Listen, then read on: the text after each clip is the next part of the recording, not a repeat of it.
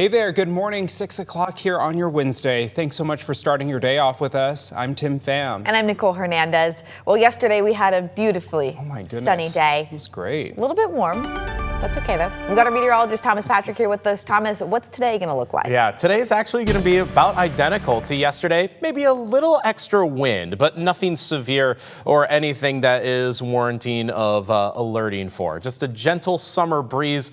Maybe to just help take the edge off some of our high temperatures, which will still be comfortable for the summer season.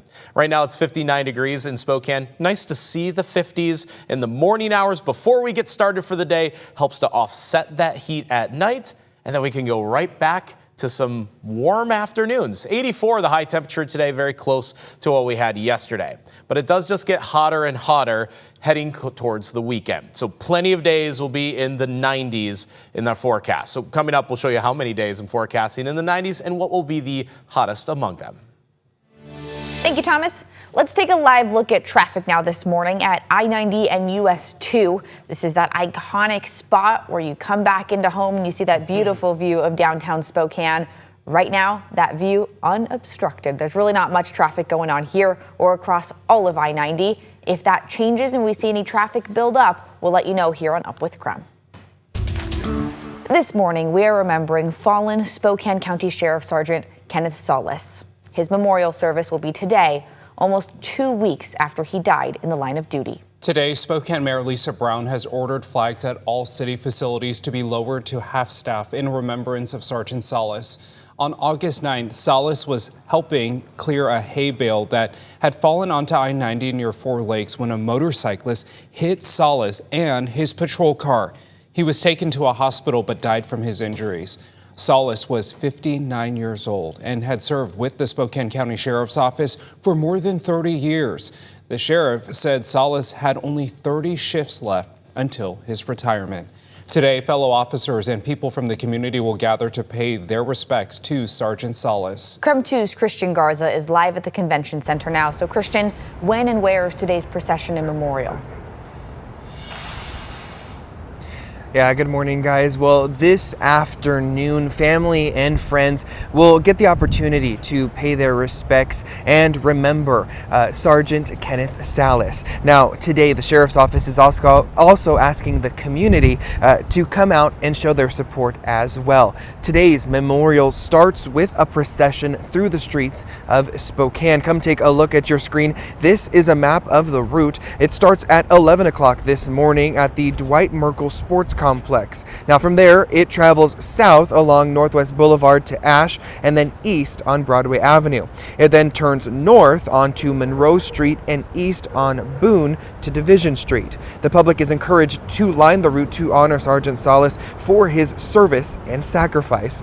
Because of the procession and memorial, there will be several road closures though. So roads that are going to be closed include Assembly Street between Wellesley and Francis. This is near the start of the procession. Southbound traffic will also be blocked on Division at Sharp. Southbound Washington Street will be closed from Boone to Spokane Falls Boulevard, and expect several road closures here in downtown Spokane near the convention center, including parts of Washington Street, North River Drive, Division, and Riverside. The closures are set to begin around 9 this morning. Now, city officials already have those road closures on standby. They're just kind of on the sidewalks. We noticed them as we were driving here this morning. So as for the memorial service, though, that will take place here at the convention center at 1 o'clock. Doors open at noon. The Sheriff's Office says the service is open to the public, but space is limited. So if you're not able to be here for the memorial, we will be streaming it live for you on KREM 2 Plus as well. Now, once again, today's procession starts at 11 a.m. there at the Dwight Merkel Sports Complex, and the memorial starts here at the convention center at 1 p.m. Doors open at noon. And for another closer look at those different road closures or the procession route, I know we kind of threw a lot of information at you. We have all of that lined out on our website, krem.com. In downtown Spokane, Christian Garza, KREM 2 News. Well, if you want to watch today's procession and the memorial, we will have live coverage starting at 11 a.m. on KREM 2 Plus. If you don't have KREM 2 Plus yet, it is free to download and watch on your TV. New details now in a massive fire in Spokane Valley, a neighborhood there. 2 homes were burned and 1 firefighter was sent to a hospital. This fire sparked yesterday night just before 6 o'clock. Smoke was billowing out of the neighborhood. Take a look at your screen here. You can see just how intense that fire got there. The fire sparked in a home on Glenview Circle. It spread to a tree and then to the attic of the house next door. Within just a few minutes, firefighters upgraded it from a 2nd alarm fire to a 3rd alarm. We talked to a few neighbors and they say it's devastating to see a fire hit so close to home. That area, I have some friends around in that area and they all looked really, really sad to see 2 houses go up right in that little area there in that Glenview Circle. Like Tim mentioned, 1 firefighter did go to the hospital. He has 2nd-degree burns to his ears. New this morning, Highway 12 in Nez Perce County is back open after a deadly crash last night. The Idaho State Police says it happened around 4 p.m. near milepost 17. ISP says the driver of a black Subaru Forester crossed the center line and struck a Ford Bronco head-on, leading the driver of the Bronco to roll and catch fire. Bystanders were able to remove the driver, who was brought to a hospital. A passenger of the Subaru was also brought to a hospital with serious injuries. The driver died at the scene. 2 months ago, chaos erupted in downtown Spokane after anti-ICE protesters caused the mayor to issue a state of emergency in Spokane. Last night, community members shared their concerns to the city's ombudsman on how police handled the situation. You might remember back in June, there were 2 ICE protests, one on June 11th and one on June 14th. After the first protest on June 11th, Spokane Mayor Lisa Brown said the Office of the Police Ombudsman would conduct an independent investigation into the Spokane Police Department. The investigation would determine if they responded appropriately. On June 14th, the day after she announced that investigation, there was a 2nd protest outside River Park Square. At last night's meeting, people said they were concerned about how police handled these situations. And we really want to make sure that the police force is prepared to, hold our what is very legally justified and First Amendment protected outcry, and make sure that they're responding to us in a way that's not creating harm or putting people at risk. Spokane Police Chief Chevin Hall released a statement about this investigation. He said it was an opportunity for officers to learn and improve. The Ombud says that anyone who wants to voice their concerns should go to opo@spokanecity.org. They say there you can submit complaints anonymously. Well, people applying to live or work in the U.S. will now face questions about what the Trump administration calls, quote, anti-Americanism. Authorities say that includes an expanded social media check.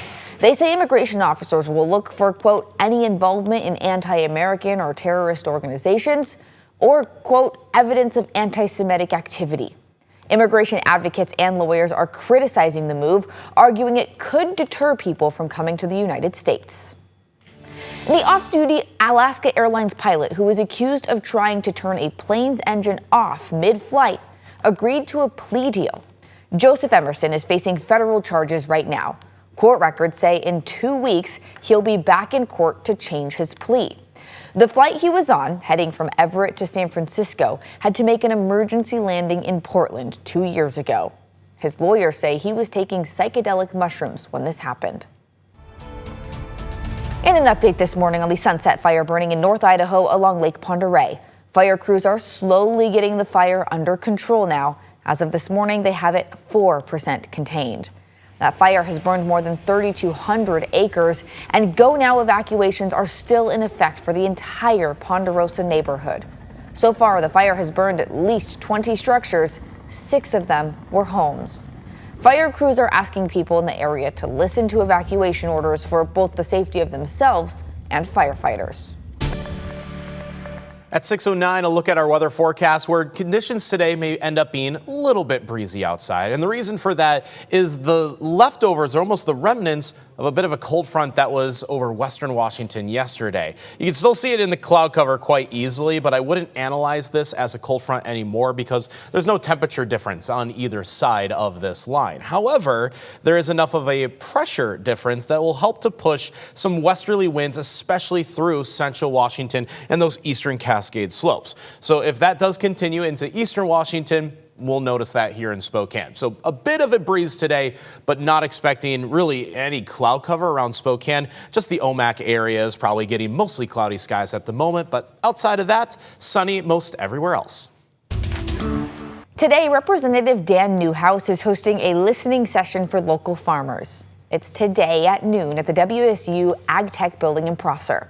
Both Representative Newhouse and the director of the Washington State Department of Agriculture will be there. This, though, is not open to the public. It is by invite only.